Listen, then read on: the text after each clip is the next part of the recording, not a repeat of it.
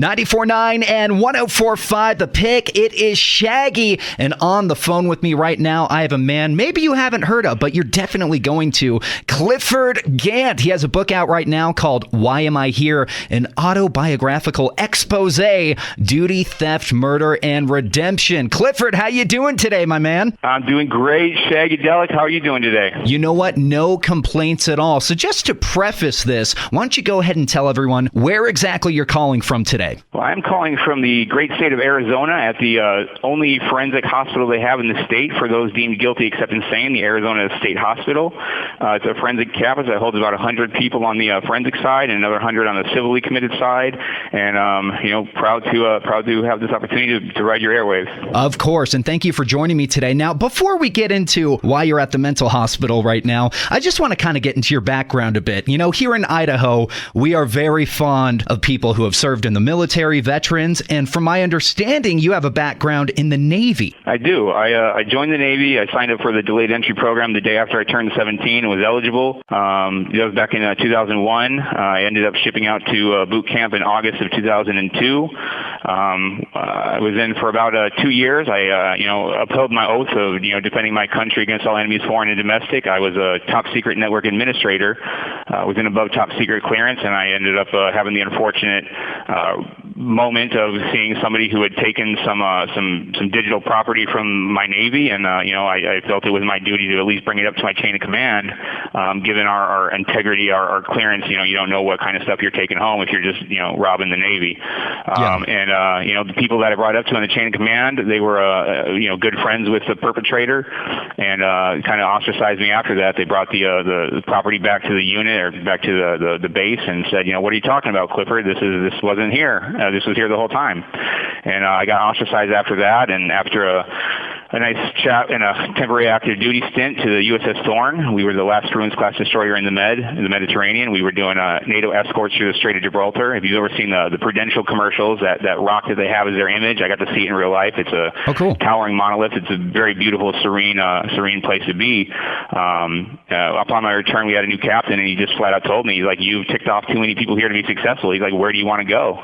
He opened up the entire Navy for me, and I said, with all due respect, sir, let me go talk it over with my wife, and I got married at the time, and we decided with a $60,000 top secret clearance and the training that I'd received from the military, I could be making $100,000 a year, working in the private field as a 19-year-old kid, and that was very attractive, especially when the aura of integrity that I held for that institution was kind of shattered by, the good old boys club, Shaggy. Even though there was a negative outcome at the end, we still appreciate you serving because, I haven't served, but I really appreciate everyone who did. So thanks for your service. No, it was my honor. It was my privilege. There's a lot of great people in the military. I almost could say all of them. I just think the situations sometimes are a little sticky, and it's when politics gets involved, it kind of ruins a lot of things. But I'm definitely proud of my service. I got a general under honorable conditions, so it wasn't a dishonorable discharge. But because I didn't make the threshold of about 3 years, I didn't receive. I was promised $60,000 for college. I had the GI Bill and then the Navy College Fund, which was $40,000, and I don't get a stitch of VA benefits or nothing. So after I decided to get out, I was kind of on my own. And unfortunately, 2 weeks after I got out, my wife's parents told her to divorce me, and she agreed. So I was really left holding an empty bag, Now, I don't know if you know this or not, but on the outside world, then the hot topic of conversation right now is the new Top Gun movie. It's called Top Gun Maverick. And have you been able to see it? Are you able to see it where you're at? I've seen the commercials of it. I mean, it's such a long overdue movie. I mean, with the COVID happening and everything, it was real. It's just so powerful to be happening at this moment. The filmography, the cinematography in that movie, I saw the background on MTV. They did a little sideshow, but it's just an epic movie. It earns every single dollar that it's there. As far as watching it here, probably when it gets to streaming, we have some staff members that'll stream movies. We got to watch Mulan when it first came out, when everything was streaming on Disney during COVID and stuff. So they'll watch movies periodically.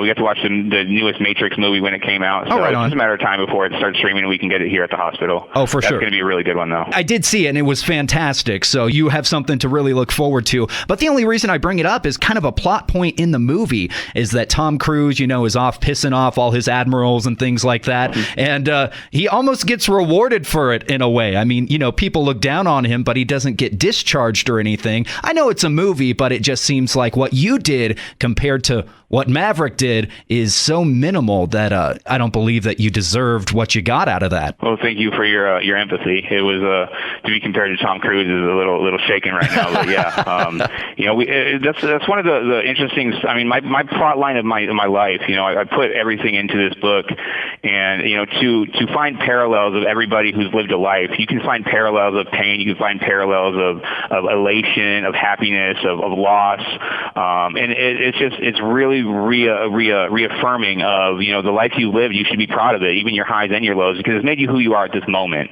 Which is what I'm really trying to convey is like that living in the moment type existence where like, why am I here? Are you going to the grocery store for eggs and milk and show up grabbing stuff on the way there and have a $300 cart of overpriced groceries at the end? Like, it's very important to be present at the moment, and the past has brought me to this point, so I have no regrets, and I have no ill will to those that have wronged me in the past. And, I hope that their lives have all turned out respectively, but I'm still proud to be a Navy boy and still wear those coveralls as I had them. But it was an amazing experience that I'll never forget. So thank you for tax dollars to train me and to get me to that situation. But it was definitely my honor. I appreciate your thanks. So of course. Now, going back before the Navy, would you consider yourself to have a troubled childhood? I was the oldest of 6, so it went me, 3 girls, and 2 boys. And with that kind of troop, that kind of clan, the attention, the parental attention, kind of gets divided. Mm-hmm. Like really thin. Once we got around to the 4th child and the 5th child, my dad kind of withdrew from the parenting role and would kind of be reclusive. So it was a difficult childhood growing up. I mean, we never went without, but our Christmases weren't Christmas trees and presents under the Christmas tree. We waited for a guy in a box to bring donated items from like the Kmart wish list tree. I always got baseball cards and socks, and I was completely cool with that. It was definitely a great pastime of mine, collecting all the Kobe Bryant rookie cards. Nice. Right to the soul. Those are worth something now, yeah. In person, but it's all nostalgia at this point. I'm definitely not. I mean, it was, to answer your question. I mean, it was a difficult growing up, but I wasn't worse off because of the lower level experience of being a food stamp family. If you understand what I'm saying. Yeah, exactly. Now, I mean, I know that later in your life you got in trouble with the law. Obviously, it's right there in the title of your book: Duty, Theft, Murder, and Redemption. But I mean, before the Navy, would you get in trouble very much, or was it kind of after? No, I didn't get involved in sports. I didn't get involved in the high school drama, the cliques. I was really focused on my studies. I loved writing poetry and working. I got a job at 15 at a Papa John's in town, or a local pizza place that would eventually lead to Papa John's. But I was really content doing my own thing, having a small group of friends, maybe like 2 or 3 that I could rely on. It was.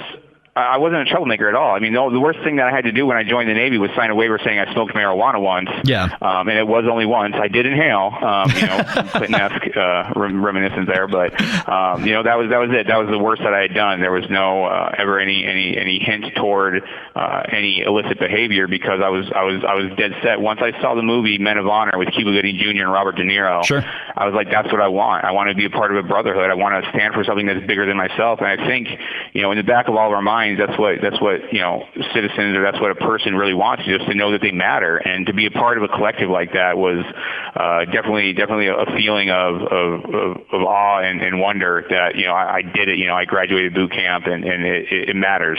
Every person matters. Last night I was actually on YouTube, going through the videos, and I stumbled upon this video about youth prisoners, and basically they're kind of on their last straw, and so to give them one last chance, they sent them to actually military boot camp for their very last chance, and they mess up that, then they're going to prison forever kind of thing, and just making sure it wasn't a situation like that. But, you were doing it willingly, which is great. Yeah, it was definitely not a scared straight scenario where it was like either prison or the military. It was, I busted my butt. I graduated a whole year early. I took college classes. I took a couple classes through BYU in Utah, an English class, and a lot through the community college in Mojave County, where I was at in Lake Havasu City, Arizona. Definitely worked hard for everything I deserved, and it didn't pan out in the long run with the Navy, but it just sent me to that next step, that next journey in my tenure here on Earth. And it's just There's a motivational speaker that I really liked. God rest his soul, the late great Jim Rohn, ROHN, and he said the same winds blow on us all. The winds of change, the winds of opportunity, the winds of destruction. But it's up to us to set our sails, and that determines where we go in life. So just because you're in a squall, and your ship is off course, the changing of your attitude or the changing of your mindset really determines if you take that negative situation and turn it into a great positive. It's kind of one of the things that I told my people that I would work for as I would become a manager of pizza restaurants, is that when you have an angry customer, even if you're angry at yourself at life, you have an opportunity to win a customer for life if you exceed their expectations. So, in a personal way, if you have a problem and you exceed your own expectations or you go through it, you're that much better for it. I don't super agree with what doesn't kill you makes you stronger, because what doesn't kill you sometimes lands you in a wheelchair and you're just a little stuck. But what you can overcome definitely gives you credibility to yourself, and I think that's all that matters, is your ability to handle the situation and pull through stronger. And you've overcome a lot in your life. I mean, from the military to being in prison to now in the mental hospital. I guess here's a question. What is tougher, military boot camp or Mexican prison? Ooh, that's a pretty sticky one. I'm going to have to say boot camp was more fulfilling. It was almost like a game, kind of, going to boot camp. It was like you had your stations, you had your tasks that you had to complete, you had your metrics you had to mark. But Mexican prison was my first time in prison, Shaggy, and I was not prepared for that. Like, we have a two-man cell here at the hospital, and it's probably a 15 by 9 foot cell. I call it a cell, but it's a room. It's open door that's not locked.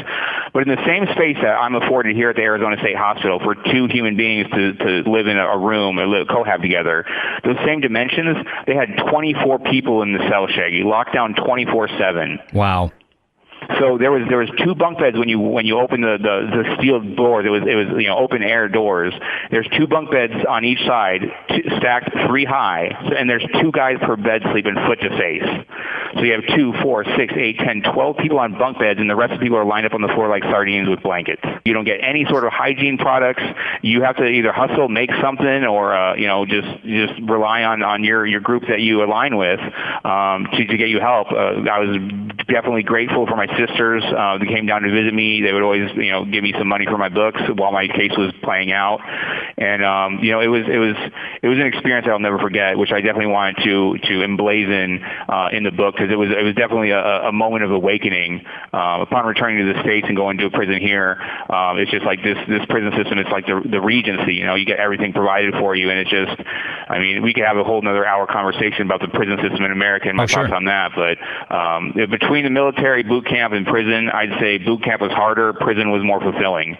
As much as I hold the Navy in esteem, I learned a lot about myself and learned a lot about the struggles that other people are dealing with. I mean, Shaggy, there was one guy there that stole jumper cables out of a burnt-out car, and he couldn't get out. It's serving a year, Shaggy, because he couldn't come up with a $100 fine. Is that in pesos or American? It's 1,000. It was 1,000 or 1,200 or 12,000 pesos, which is 1,200 pesos at that time. I think the exchange rate was 12 to 1, but it's like $100 US. So the same equivalent in pesos would be fine, but they don't have a family. They don't have friends that could just pay that fine or the outreach. It's just it's really it was an eye-opening experience. I'm very grateful for that moment. Once again, we're talking with Clifford Gant, author of Why Am I Here? An autobiographical expose, duty, theft, murder, and redemption. So going back to Mexican prison real quick, you said something that really interested me. I've never been to prison. I've never been to Mexican prison. So forgive me if I have too many questions on this, but were you one who at least got to sleep on one of the bunk beds, or was that an earned thing? You had to start out on the floor. So funny you bring that up, Shaggy. So I was one, pretty much when you go into a new cell, you're the lowest man on the totem pole. So you sleep right, there's probably about a 4-inch raised platform where the toilet and the shower is. And it wasn't like a shower with a shower head and hot water. We had, 12 5-gallon buckets of water. I was there in December, so it was cold water that you would bird bath in, and there was a little drain on the floor. The toilet was pretty much like a clay pot that had you plunge your leavings down with an old salsa bottle, and there was no flushing mechanism or anything. So it was real hardcore, and that was my spot right at the end, right where that raised platform was. Oh no! So as people would get up in the middle of the night to handle their business, they'd be stepping over me, and I got to get some nice floral some nice floral surprises at 2:00 in the morning every now and then.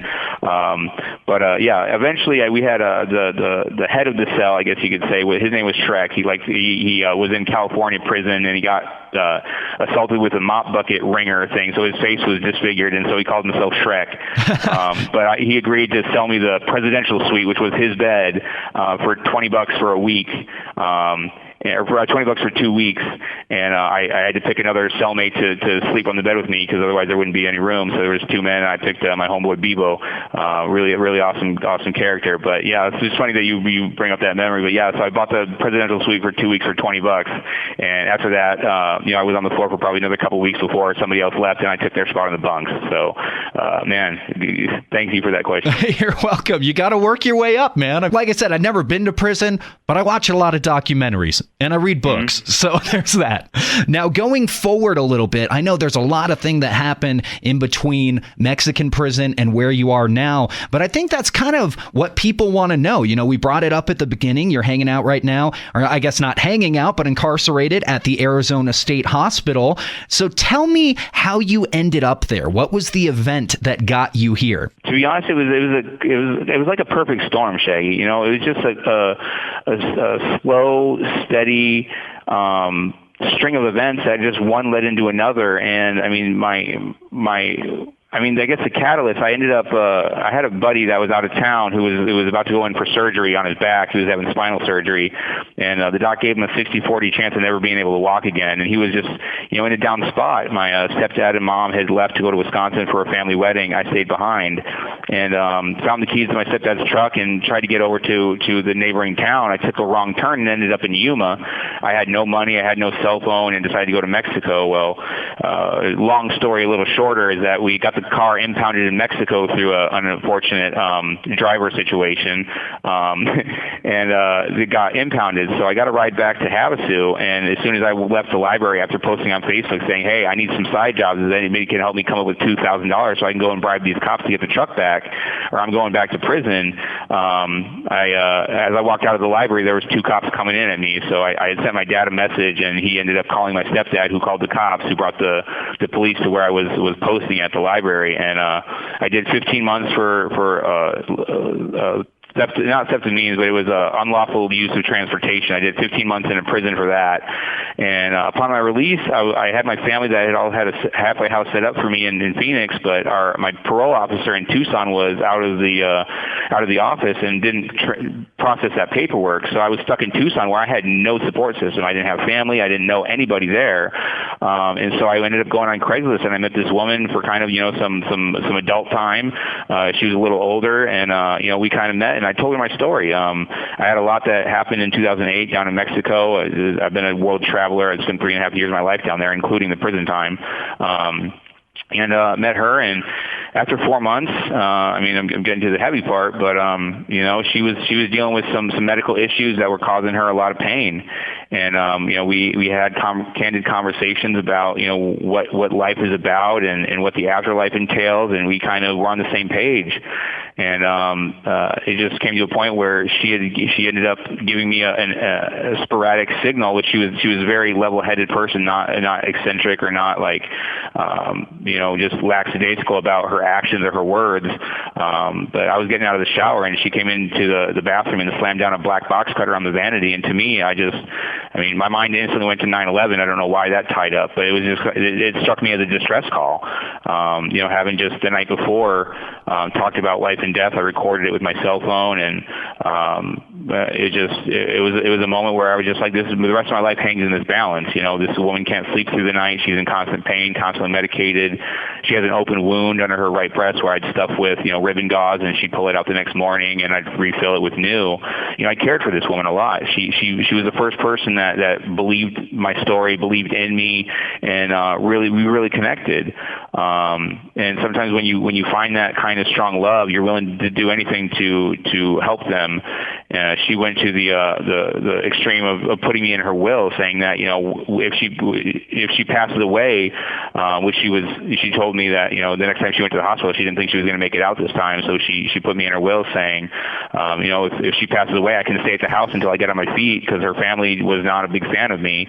At one point gave her an ultimatum saying it's Clifford or the family, and she chose me to their dismay, but she pretty much called their bluff because it didn't ruin her relationship with the family. But so when she gave me that signal, I took it as this was her distress call, and if that was her notion after we had that conversation, I was willing to sacrifice the rest of my life to put her in a better position, and that's what I'm here. I got sentenced natural life at the Arizona State Hospital, and it's been a journey here, learning the system and seeing what the other side of this guilty except insane part of the prison system kind of is, or the corrections, or the legal system, the justice system, whatever you want to call it. It's definitely been eye-opening. I could, like I said, this is a whole other conversation where I could talk about an hour about Sure. how the hospital works and how there's people here that should be in prison, mental yards, and a lot of people in prison that deserve this place. But that's really not my place to speak on right now. But yeah, so I took her life with a very caring, not fearful end to her existence, and I really believe she's been watching me every step of the way, and keeping an eye over me, because she knows what I did wasn't out of anger or anything. It was out of sheer love and sheer agreement that we would go to the ends of the earth to see each other succeed. Some people are saying, what you did, they'd classify it as assisted suicide, but I know you have a bit of a different terminology for it. I mean, I've talked before that to me it's hard to, how do I say this? She didn't come out and verbally tell me to take her life. You understand? Sure. So it wasn't, I was acting as if it wasn't assisted suicide, but she did not explicitly tell me, please take my life. I mean, she gave me from my Navy days, I'm a trained communicator, so I can pick up on verbal tells, on nonverbal communication. But when somebody like that makes an action with the context of what we had been through the last 48 hours before it happened, it was my duty to fulfill what I felt she wanted. So I've been here for 5 years. I've said it before. I'm not going to be the judge and jury of my own demise. I'm here to present the facts. I'm here to tell my story and let the court of public opinion weigh in, because I've spoken to it before. It said, these kind of deals that get made, I didn't have a trial. I lost all the evidence that I had that would have supported me. So if I would have gone to trial, it would have been a 3-time international car thief trying to defend himself against a murder, essentially. And that was not a play. My lawyer told me it was either life in prison or life at the Arizona State Hospital. And I said, well, what's the difference? He said, at the Arizona State Hospital, the food is better. If that's what the justice system is pulling to try to push people into this kind of mental health on demand type scenario, I think it's unfortunate. It wasn't like you can go get the help you need, you can go get rehabilitated, you can eventually work your way up a level system and get passes out into the community, or a conditional release or an unconditional release based on your stability. It was the food was better. And there's a lot of resources that go into running this hospital. I know in California there's 5 different state forensic hospitals for guilty except insane or the mentally ill. In Arizona, the Arizona State Hospital is the only game in town. So there's a lot of things that are going on, I think, with mental health hospitals across the United States, where the staffing is utterly atrocious. It's becoming a danger to the people here. There's a lot of assaults that happen. A lot of them don't get reported because of, threat of retaliation from the assaulter or whatever. But I think that the more people know about what's going on, where their taxpayer dollars are going to and what they're funding, we're I mean, I don't know how bad it is in Idaho, but I know in Arizona we're experiencing some pretty severe drought. The Colorado River is almost at an all-time low. Oh, sure. At an all-time low, and we can wash laundry 24 hours a day. We can run laundry, and there's no sense of personal responsibility, which I think an institution like this should be instilling in these people, is to be accountable for your actions. It's just kind of like I'm in the Wizard of Oz, and I'm in Oz. This place is just not run like I'm a military background, and I see the waste and the spending and where it's going and where it's allocated to, and I just feel like it's a huge waste, and it's hard to keep a smile and a good attitude when you see so many things wrong. It's really, Shaggy, it's up to me how long I spend at this place. I mean, give or take a year. I can be on my best behavior and do all the drug rehab groups that they want to send me to, but in the end, it's up to me how long I want to stay here.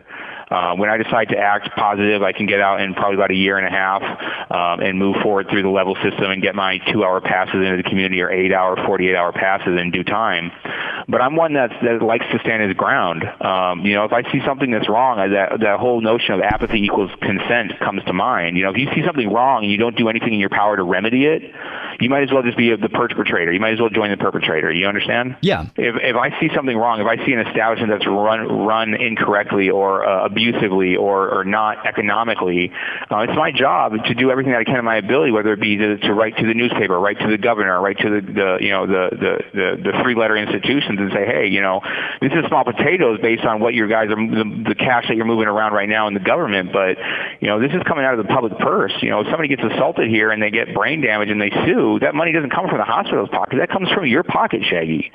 And I think that's unfortunate because those stories never get told. So I'm just here doing the best I can with the platform that I've worked hard for, spent every dime of stimulus money and then some to get this word out to say, listen, you don't know what you don't know, but once you know it, it's your obligation to either spread the fire or spread the word, or just look at yourself in the mirror saying, man, I'm just gonna stay how I was before I knew this information and just remain that ignorant person in society. I mean, when you have new information and you don't allow it, regardless of what your views are or standpoints are, some people are so ingrained in their viewpoints, which is the problem we have in politics nowadays, is nobody's willing to concede a point because their pride or their whatever, but it's to everybody's detriment. I mean, between Republicans and Democrats, the two-party system, it's just been a game of pong with the American citizens in the middle, that little ping pong ball going back and forth on the Atari game.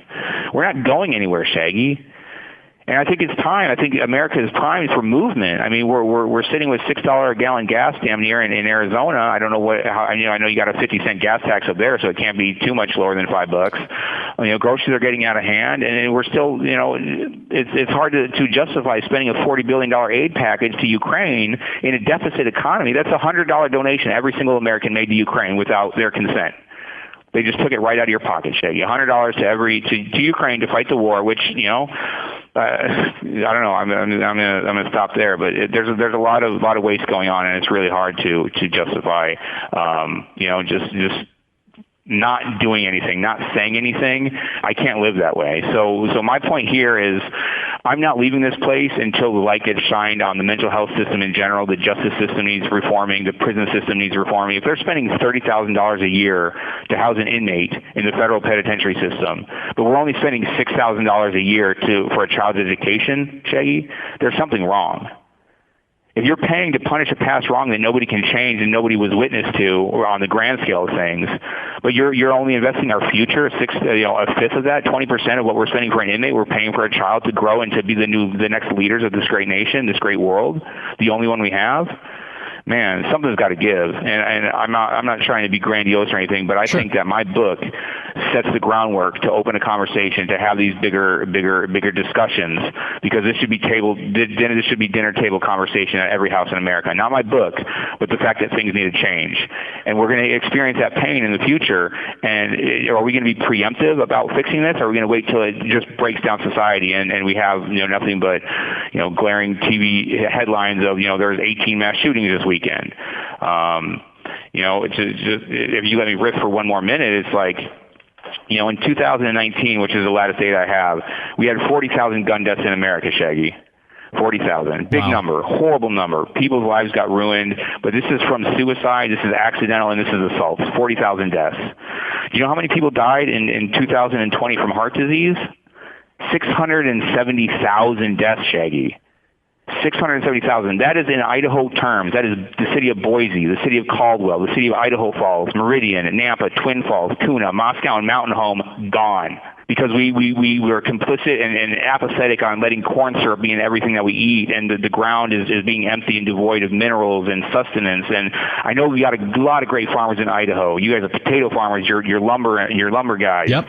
And you're silver miners. But the soil needs. We've gotten into big farming, and it's ruining our food. We have empty food, and when you're growing up in this economy right now, and you got a family to feed, and you're stuck between paying $1 for a navel orange or $1 for a McDonald's cheeseburger, I mean, yeah, you're going to make that cheeseburger decision because your kid needs to get full.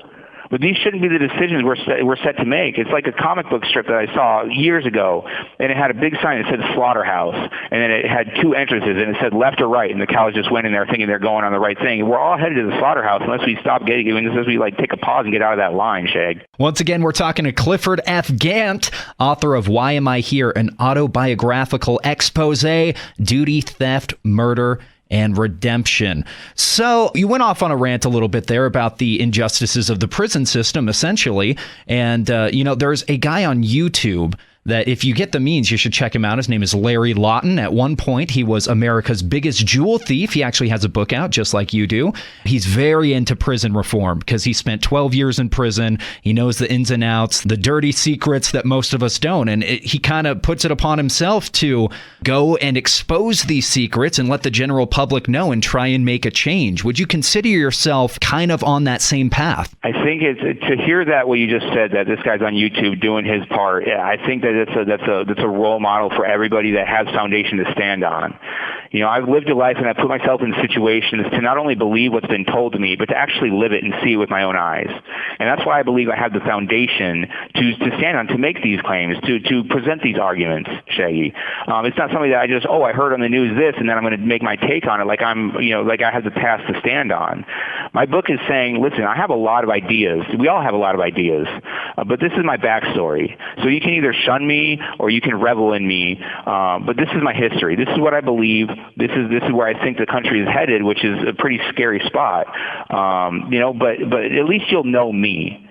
At the end of the book, you will know me, and you can make your decision on whether you want to write me or whether you want to write me hate mail or just ignore me, whatever. I mean, like I said, there's people that are going to feel part of this story and feel some empathy or just be taken on a ride. The people that have reviewed the book so far to my face have said, within the first few chapters, they've not only laughed but they've cried, and it's such a powerful moment where you can put words on paper, little scribbles in the vastness of the universe, and elicit an emotion out of somebody.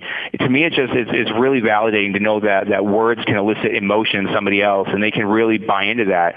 When they buy into me as a person, or when they buy into Larry Lawson as a person, they can buy into their ideas, and that's the biggest key of leadership, is to have the public or whoever you're speaking to buy into your concepts. But I'm just saying, listen, I mean, we see talking heads on TV, on the cable news networks. You don't know how they grew up.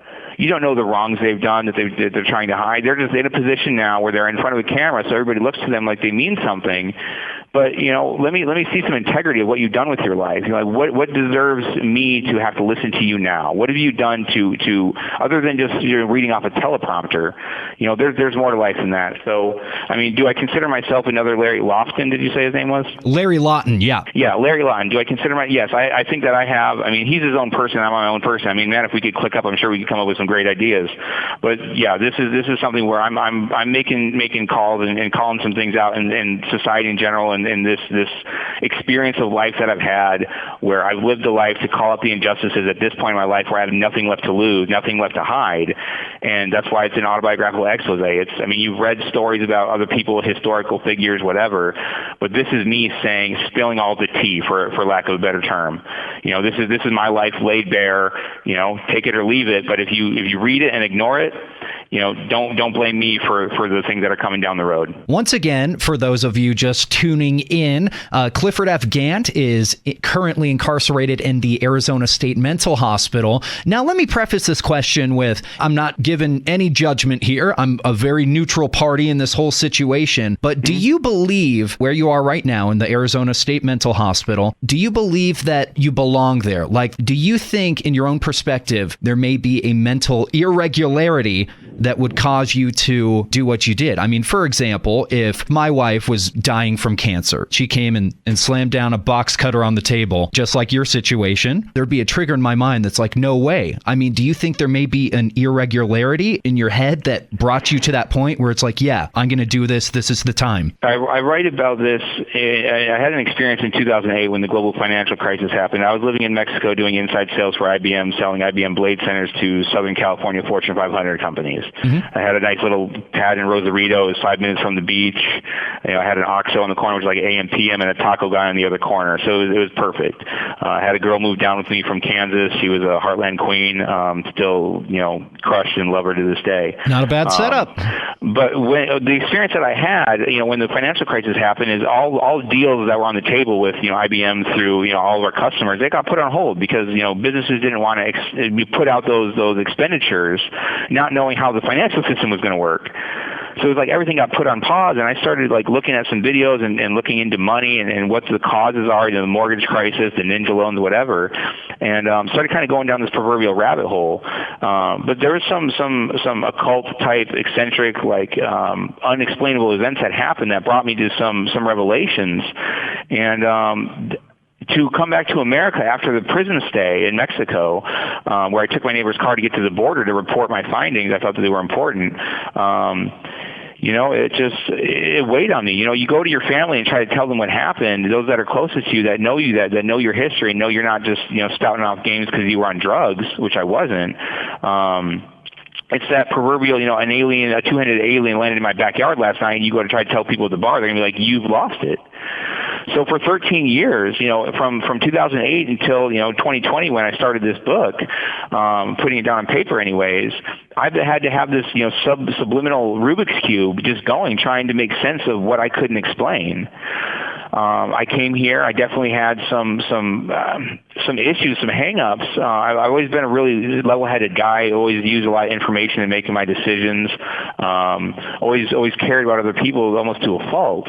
But when you try to tell those closest to you, something happened to me and I can't explain it, and it's hard. It felt a big burden because I felt I was the guilty party for not being able to twist my tongue in the right way to make somebody else understand. Sure. So coming into the Arizona State Hospital and the incident with the box cutter and the reason I'm here, and even the car thefts, I had this subliminal problem that was just it wouldn't go away, Shaggy. Now the catalyst for fixing that, where I'm at now versus where I was 18 months ago, is night and day. I posed it to the CEO, I posed it to my doctor and my psychologist, psychiatrist, to the treatment team. I was like, I really feel like I'm one of the first people that has gotten their mental illness cured. Not in remission, but over with, because I was able to put out my feelings, my life into this book. And not only did it just allow me an outlet, even if it doesn't get published, even if you are at home and you start writing, to get those feelings and emotions out, how you felt, where you were, and then have to read that over again, it's like, wow, it's out of my system now. Now it's it's a public document. People can look at it, they can explore, but I don't have to carry that weight on my shoulders anymore. Yeah. And I feel like a new man. I can see things clear. I'm able to not have to waste my brain space, trying to figure out what happened, because putting it out and letting it get talked about or letting it get, looked at. I mean, we have college interns that come here to the hospital, and, I get to talk to them about the book, and I sent 10 copies to a local community college, and I have another college that's going to get another 10 copies here in the next week. But this is a perfect case study on where did I go wrong. If anywhere. I'm a firm believer that in this life, Shaggy, bar none, if there's one thing you take away from this message, is that nothing in this world happens but by God's leave. Okay, we're on this rock for a moment. Like, if we're here and we're thinking that we're in a position to judge another human being, I write about that and say, listen, it's that whole, I'm versed in the Bible, but that whole, let he who is without sin cast the first stone type thing, the ultimate truth will bring you to justice. There's no amount of justice that any fellow human can bring to another human being other than trying to, express control over them. Whether it be their situation, their living quarters, the information they can get. We don't have internet here. This whole book was done, Shaggy, without a stitch of internet. I had a computer with Microsoft Word and Microsoft Paint. The cover design, the book, the fonts, down to the page numbers was all done by me and a send off to the publisher. And sorry, I got off on the question. Last question for you. Okay. I know you got to get going, and once again, I appreciate your time. What is the next step for you? Is there any chance of you getting out on the street? And if there is, what does that path look like for you? There's absolutely a chance. In Arizona, the law has recently been changed by the state Senate, where the Psychiatric Security Review Board, which is the board that grants us conditional release or our level system, it's the board that's a five-member team that's pretty much in charge of our trajectory in this facility, in this system. They're actually being disbanded. We're going to be remitted back to the Superior Court judge. Mine was out of Tucson, Arizona. So pretty much at this point for me, in June of next year is when this takes effect, June of 2023. So I have another year to kind of hang out, like you said earlier. I mean, it's really what it is. I mean, you have people on the streets that are getting, homeless veterans that I can't help right now, but we're getting taken care of like we're kings and queens. It's really breeding a sense of entitlement, and I can't wait to get the word out on there's got to be a better way. But the way out for me, to cut it short, is it's up to me. Really is. I mean, to go to a Superior Court judge who sentenced me or allowed the sentence to go through and to say, this is what I've done with my time here. Not only have I written a book, not only have I helped other people, I've started a website, I've helped heal a lot of people's health or traumas. And, I've done something productive rather than just be kind of that leech on the system. And I really hope that my book gets taken as something that's from the heart. I mean, I'm privileged to be in the position to have lived a life to put it on paper.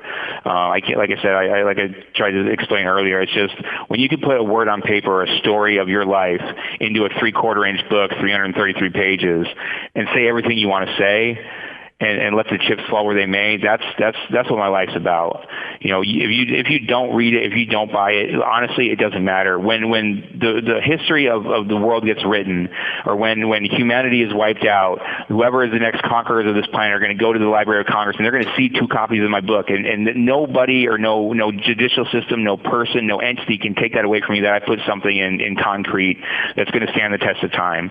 And I really believe that anybody who takes the time to read it, it's about a 13-hour read from cover to cover, you will be better off for it. And if not, my address is in the back. You send me your disappointment and I'll refund your money. Once again, everybody, Clifford F. Gant, author of Why Am I Here? An autobiographical expose, duty, theft, murder, and redemption. It is available now on, I believe, Amazon and all sorts of places, right? Publisher is BookBaby. You can go to the bookbaby.com bookshop or Amazon, and pretty much anywhere you buy books. Amazon, Barnes & Noble, Walmart, Target, Ingram if you're into the wholesale book system. But anywhere you get books, you can do it. You just Google my name, Clifford Gant, and you're going to see the books listed. Once again, Clifford, thank you so much for joining us today. Anything else you want to say? As the Grateful Dead would say, and this is going from me to Idaho, keep on trucking. That's what I'm talking about. Clifford Gant, thank you so much for joining us. It's Shaggy on 94.9 and 104.5 The Pick.